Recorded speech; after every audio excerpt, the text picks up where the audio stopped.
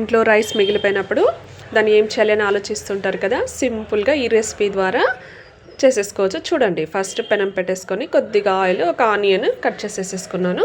అందులోకి ఒక టమోటా మరియు కొద్దిగా కొత్తిమీర, కొద్దిగా కరివేపాకు వేసేసుకొని, అది మరీ డీప్ ఫ్రై అవ్వాల్సిన అవసరం లేదు. చూడొచ్చు, ఇక్కడ బాగా కలిపేసుకోవాలన్నమాట. తక్కువ ఇంగ్రీడియంట్స్ తోటే చేసేసుకోవచ్చు, సింపుల్ రెసిపీ.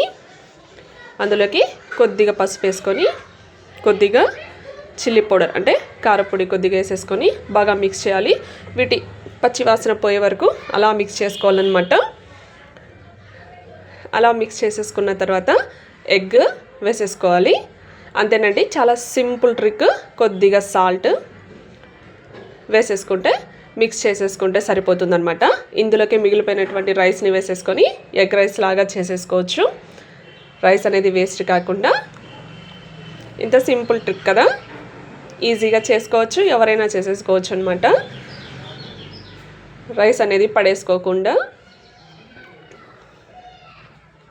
జస్ట్ ఒక 5 మినిట్స్లో అయిపోతుంది ప్రాసెస్ మొత్తం. ఫాస్ట్గా,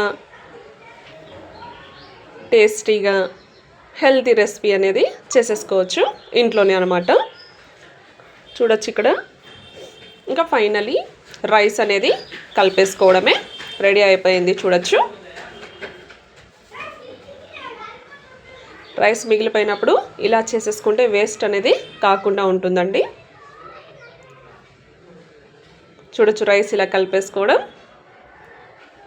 చాలా simple and fast recipe, tasty recipe. ఇలాంటి రెసిపీస్ కోసం మా ఛానల్ని లైక్ చేయండి, షేర్ చేయండి, సబ్స్క్రైబ్ చేసుకోండి.